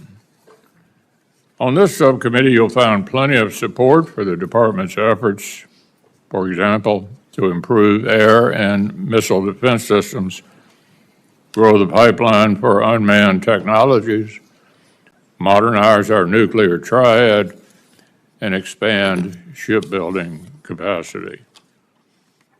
But lumping reconciliation spending in with full-year appropriations risks conflating different objectives. Chairman Wicker and his South House counterpart have pointed out already that even an important one-time investment in military modernization is not a substitute for steady growth in the annual budget top line. In fact, it may well end up functioning as a shell game to avoid making the most significant annual investments that we spent years urging the previous administration to make. I struggle to understand, for example, why the administration would cut procurement funding in the base fiscal year 26 budget by $14.4 billion and move that funding into, all of which enjoys strong bipartisan support, while that would be moved into a simple majority reconciliation bill. The fiscal year 26 annual request seems to do just this for Virginia-class submarines, Arleigh Burke-class destroyers, and B-21 bombers. Like with critical munitions, we should send the services and industry a sustained demand signal by incorporating them into annual appropriations. If we're really serious about making the sustained long-term investments in our military, then let's do it more than just a one-time injection of funding. If the administration wants to request $1 trillion defense budget for fiscal year 26 and make a full-year investment in urgent priorities and new programs, let's do it. In the meantime, let's not overstate the fiscal 26 request. The administration's requested base defense budget is lower than 15 of the last 20 annual requests, including President Biden's request for fiscal year 25. In fact, fiscal year 26 extends your predecessor's streak to 5 straight base reduction requests that would fail to keep pace with inflation, let alone with the threat of China. But say we do take reconciliation into account, even then, this is hardly the largest funding request for the Department of Defense. In constant dollars, the fiscal year 26 Department of Defense budget request still falls short of the annual funding request for fiscal 08, fiscal year 09, fiscal year 10, and fiscal year 11. As a share of GDP, even including reconciliation, the fiscal year 26 request is still just around 3%. That's not just half the level of the Reagan buildup that secured peace through strength. It's even less than the 4.5% of GDP requested for defense under President Carter. As we've discussed before, I think it's worth repeating, the cost of a war is a lot bigger than preventing a war. At the height of World War II, 37% of our gross domestic product was spent on defense. In Korea, 13%, Vietnam, 9%, the Reagan buildup, 6%. So we know looking strong actually works. Saves money, saves lives. But what we're looking at this year is less than 4.5% of the GDP, which was the last defense request of President Carter. Why should we expect our allies to spend 5% when we're investing about half that? The failure to spend more on defense is compounded by another dynamic. Every year, a greater share of the defense budget goes to cover costs other than modernizing and procuring new weapons and equipment for our fighting forces. Without additional resources, rising personnel and operations and maintenance costs risk crowding out new capabilities. How we will allocate taxpayer dollars is an expression of our political will. We can't expect our adversaries to take American hard power seriously if we don't put our money where our mouth is. But as I mentioned, we're also interested in your articulation of the strategy that informs, or is it informed by, the administration's budget? How does that strategy account for adversary alignment? How does it address not only the threat of conflict in the Indo-Pacific, but the reality of conflict and military threats to our interests in Europe and the Middle East?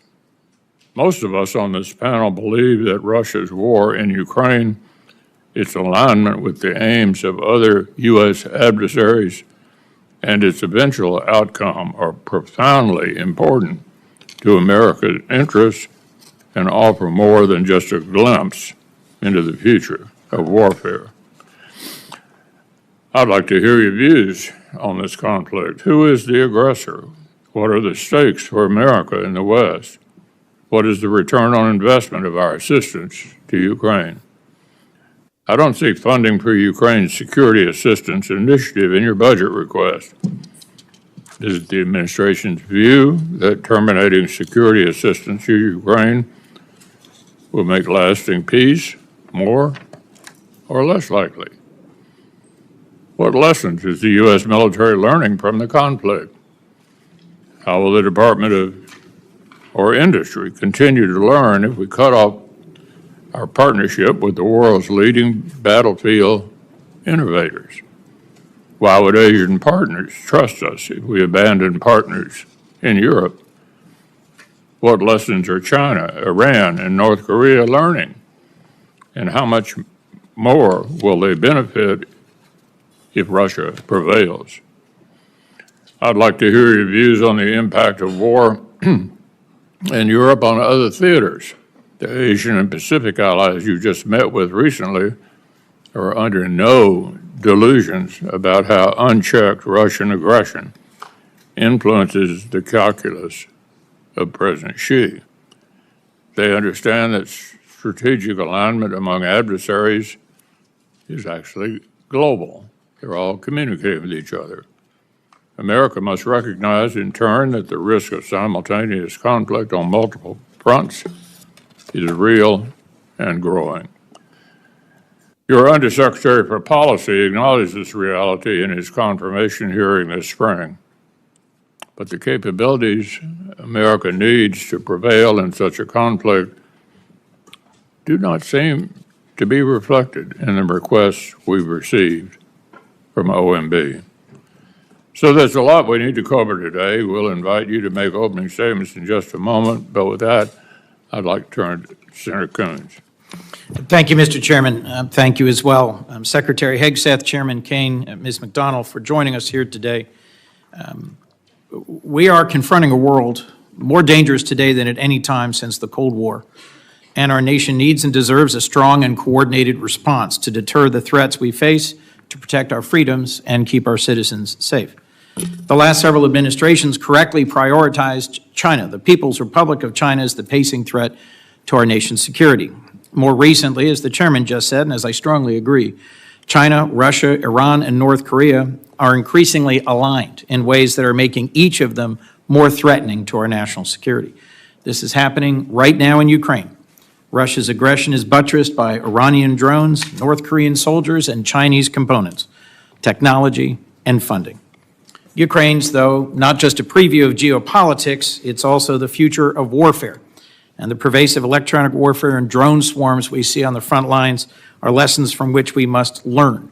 We need to address the urgency of this moment, to unify our efforts, focus our precious time and money on what's important.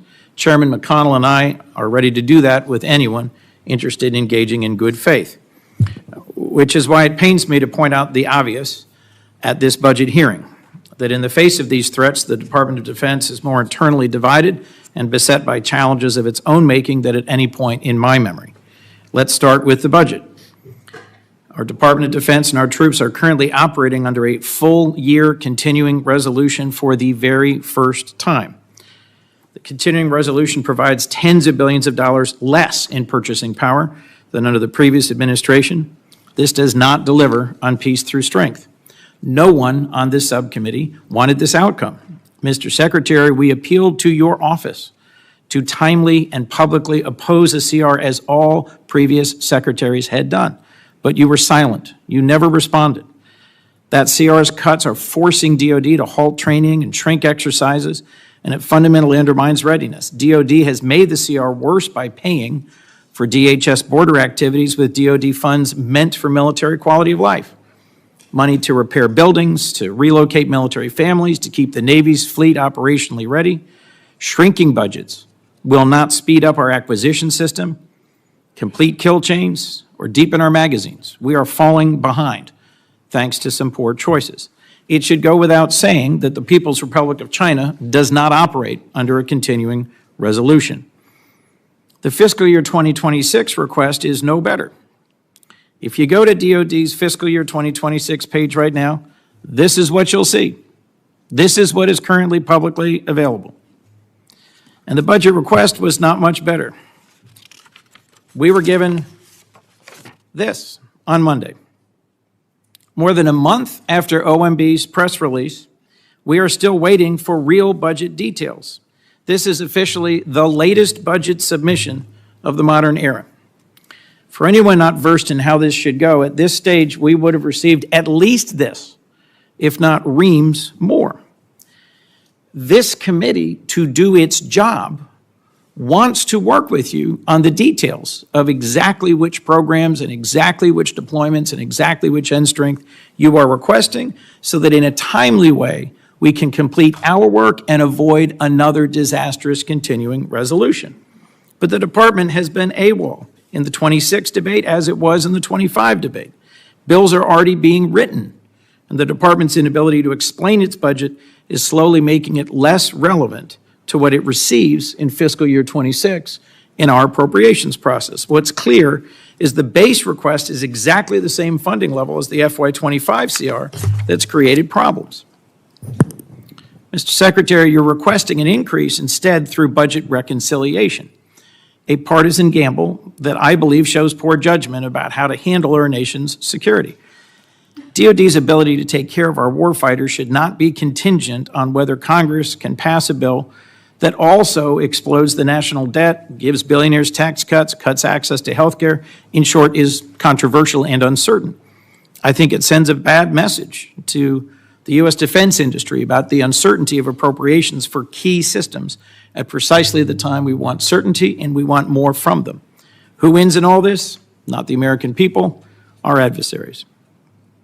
Mr. Secretary, I'm also concerned that far more of your time so far has been spent inside the building on culture wars rather than outside the building deterring real ones. This administration began by firing a long list of qualified uniformed leaders without cause. The chairman of the Joint Chiefs, the chief of naval operations, the vice chief of the Air Force, the head of the National Security Agency, the U.S. military representative to NATO, the director of the Defense Health Agency, the head of the Coast Guard, and all of the Service Judge Advocates General. Continues to push out tens of thousands of civilians who should instead be repairing our ships, testing equipment, providing health care. It's rooting out fully qualified, combat-proven service members solely because they are transgender to satisfy a petty animus. And it's censoring service academy libraries so that no future leader of our military can read Maya Angelou or Janet Jacobs' book on the Holocaust. Even Jackie Robinson's World War II service photo is not safe from culture warriors. In January of this year, any patriotic American who met the qualifications could serve our nation, and the Marines at 29 Palms were training for the Indo-Pacific, not the streets of Los Angeles. We worried then about our enemies rather than each other, and we should return to that model. We also, frankly, need to get back to partnering with and supporting our allies. This administration has publicly and repeatedly threatened to seize the territory of NATO allies and retake the Panama Canal. The president paused aid to Ukraine, both intelligence partnership and military support, in the middle of their just war against one of our primary global enemies. And at times, rather than help and partner with our allies, we've levied massive tariffs against our partners. The department's fiscal year 26 request compounds these mistakes by explicitly eliminating assistance to Ukraine and slashing security cooperation with allies around the world, sending exactly the wrong signal. Our global network of strong allies is our asymmetric advantage. The administration's budget request may try to abandon our allies, but this Congress should not. I'll also cite a predecessor in your role, Secretary Mattis, who testified to Congress that we need to complement strong investments in defense with comparable investments in diplomacy and development. In fact, I think he once said famously, if we don't spend adequately on diplomacy and development, I will need more bullets because we will be in more wars. Yet DOGE has shredded our development work, shredding trust as well with partners and allies.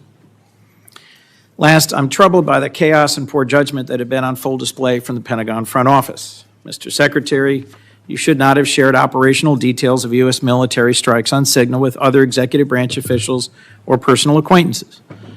Mishandling important and sensitive military information in the middle of an operation by a secretary is unthinkable. You've also fired several top aides, and you've been unable to hire a new chief of staff for months. Mr. Secretary, this cannot continue. Your responsibilities to our troops and our nation are far too important. We cannot win the fight for the future without allies, nor deter China and Russia without a functional Department of Defense, and we on this committee simply cannot do our job without an adequate budget submission. I welcome partnership on these important priorities, and I look forward to discussing why we haven't been able to achieve that so far and where to go from here. Thank you, Mr. Chairman. Ms. Secretary General, go right ahead. We're anxious to hear from you.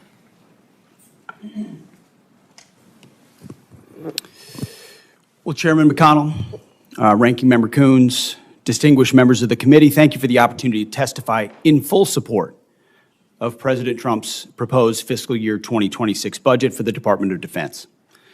I'm honored to testify today alongside General Dan Kane, Chairman of the Joint Chiefs of Staff, and Bryn McDonald, who is performing the duties of DoD's Comptroller and Chief Financial Officer.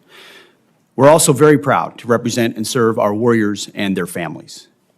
Today, as they do every day, they're keeping America safe. They're defending the homeland. They're standing up to communist China. They're working hand in glove with our allies and partners, and they are achieving peace through strength. This morning, I'd like to start by thanking this committee and Congress for your bipartisan leadership to give our troops a big pay raise in 2025.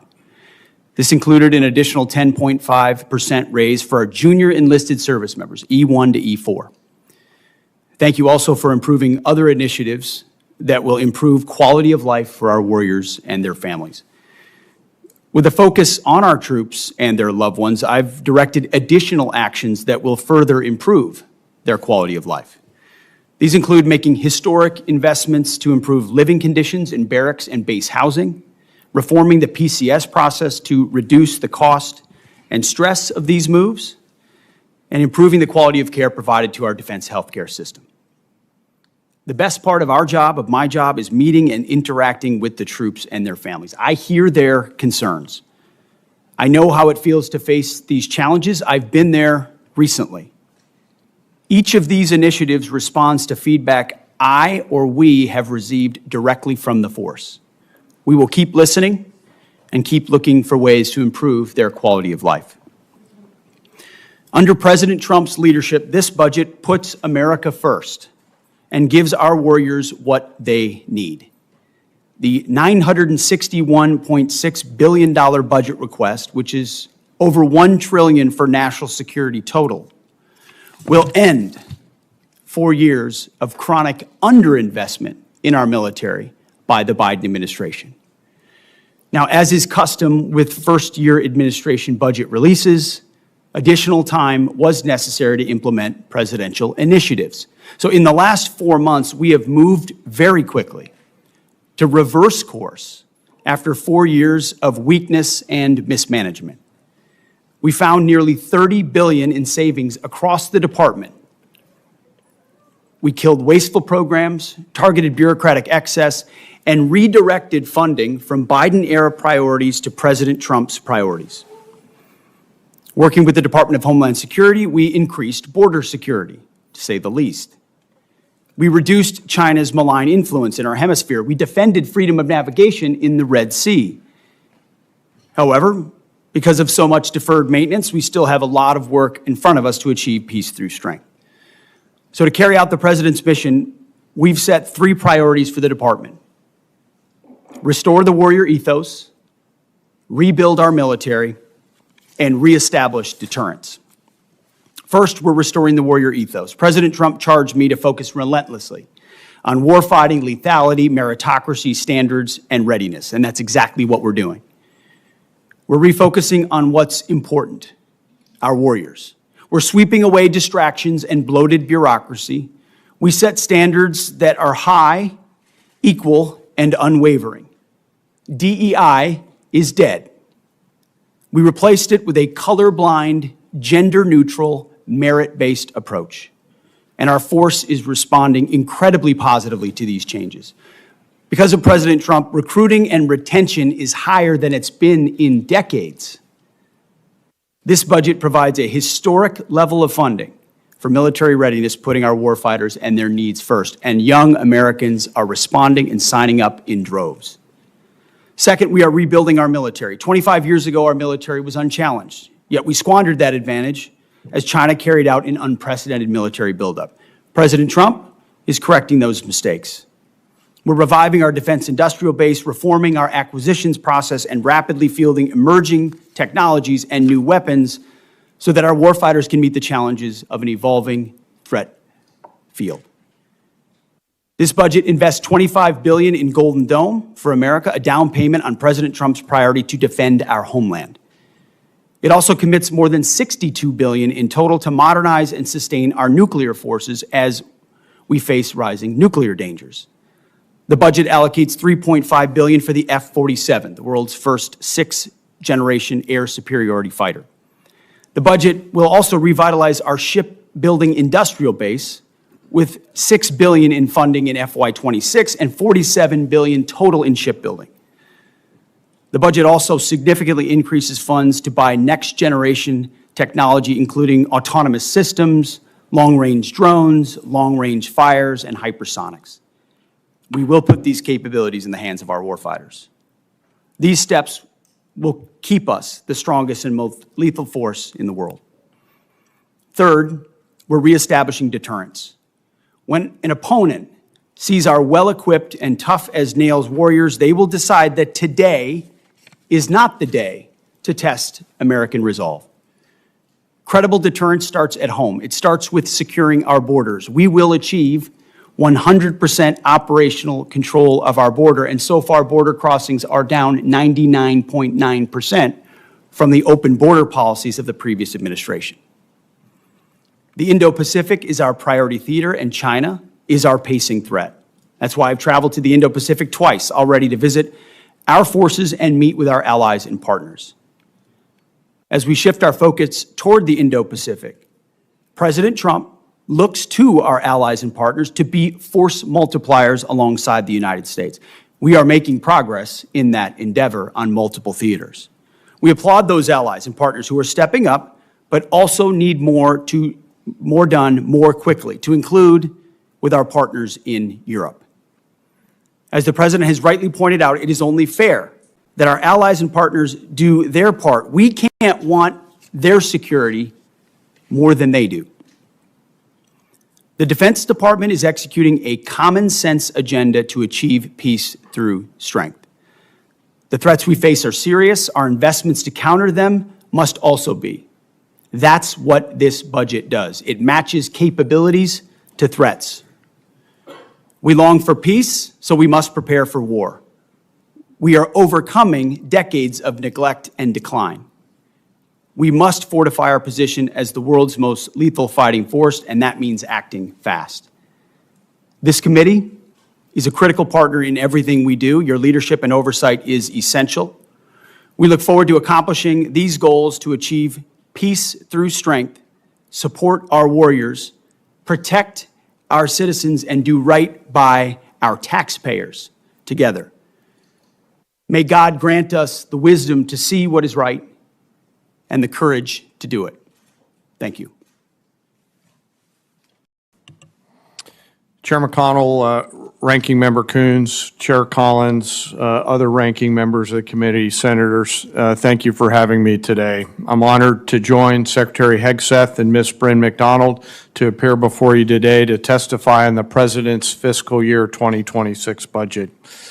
Today's hearing reflects our shared commitment to maximize efficiency and accountability of our taxpayers' dollars, ensuring every expenditure increases the lethality and survivability of our joint force, and providing our warfighters with the advanced capabilities and cutting-edge technologies at scale required to dominate our adversaries. I've got deep gratitude for the leaders in this room and your commitment to helping deliver the capability and capacity required of our 2.8 million service members, civilians, and their families to deliver peace through strength. It's my responsibility as chairman to understand, advise, and integrate our joint force capabilities to confront the risks that we face worldwide. This demands a comprehensive understanding across every domain: land, sea, air, space, and cyber, across all the military services, every region of the globe, and all time horizons. It also requires making hard, informed decisions about where to recommend we prioritize our finite capital that you give us in order to determine and return the ROI on that capital. The President's budget enables the joint force to defend our great nation from adversaries, Mr. Chairman, as you said, seeking to do us harm. We're relentless in our pursuit of innovation and technology that allows us to hopefully deter war at every opportunity while ensuring that we're positioned to win should we be called upon to do so. This budget empowers the joint force to get after the Secretary's three pillars, as he mentioned: restoring the warrior ethos, rebuilding our military, and reestablishing deterrence. We intend to deliver that through ensuring that the joint force is properly armed, globally integrated, and ready to go. As I mentioned, the President's budget invests in our warfighters. To win on the battlefields of the future, our forces must be properly armed now, at scale, with the right mix of capabilities: lethal, modern, reliable, and survivable. Victory requires people and platforms that will allow us to overmatch the enemy, systems that will work under the most harshest conditions, and technologies that will give our warfighters a lethal edge. The budget gives us the necessary tools to reinvigorate our national and defense industrial base. And our nation is full of incredible talent, and we need every bit of it to support the warfighters' demands. This budget also helps the joint force to become more globally integrated. We are relationship entrepreneurs in the joint force, not only working together with our military, but our allies and partners, the interagency, and industry to deliver the capabilities that we've got to have. Finally, the President's budget reflects our mandate to be ready, always on the account, anticipating the next fight, not fighting the last fight, in order to deliver for our force and their families. And our force and our families are most important part. This budget makes meaningful investments in our service members and their families, improving quality of life, housing, and medical care, and the moving process.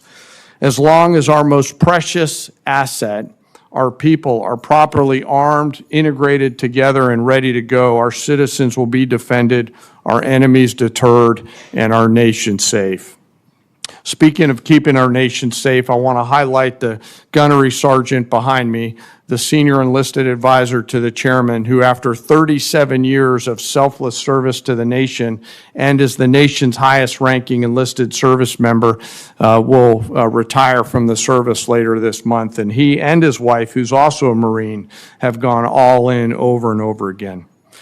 It's an honor to serve every day alongside some of the most extraordinary warriors, civilian teammates, civil servants, and our families in this nation have ever known.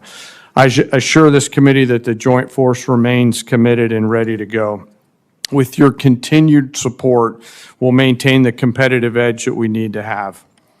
I'm also reminded to always remember our deployed service members right now and their families who are right now, as we sit here today in this hearing room, out there doing our nation's business. And I would ask us all to remember our fallen and their families who continue to show us what right looks like. I thank you for the Congress and this committee for the support, and I look forward to your questions.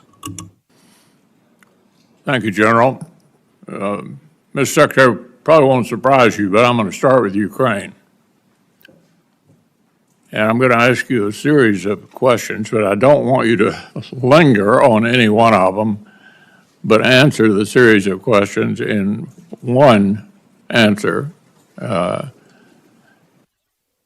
Number one, who's the aggressor and who's the victim in the conflict? Russia is the aggressor. Which side do you want to win? As we've said time and time again, this president is committed to peace in that conflict. Ultimately, peace serves our national interests, and we think the interest of both parties, even if that outcome will not be preferable to many in this room and many in our country. Which side is President Xi pulling for? Well, as was stated